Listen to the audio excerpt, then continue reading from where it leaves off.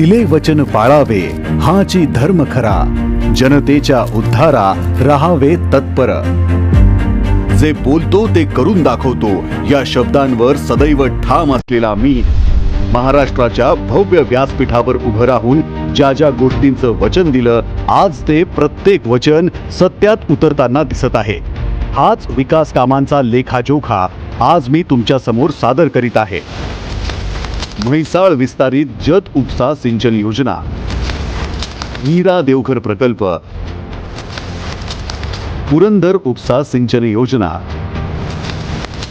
ब्रह्मगव्हाण उपसा सिंचन योजना, जळगाव जिल्ह्यातील वाघूर प्रकल्प, भातसा पाटबंधारे प्रकल्प, शहापूर, ठाणे, तसेच कृष्णा कोयना उपसा सिंचन प्रकल्प या आणि यासारख्या अनेक सिंचन योजनांसाठी प्रकल्पांसाठी कोट्यावधींचा निधी मंजूर करून तर काही प्रकल्पांची भूमिपूजनाने सुरुवात करून मी आपणा सर्वांना दिलेला शब्द खरा करून दाखवला आहे। अर्थातच माझ्यासाठी ही फक्त विकास कामं नाहीत, तर मी पाहिलेलं नव्या महाराष्ट्राचं हे स्वप्न आहे।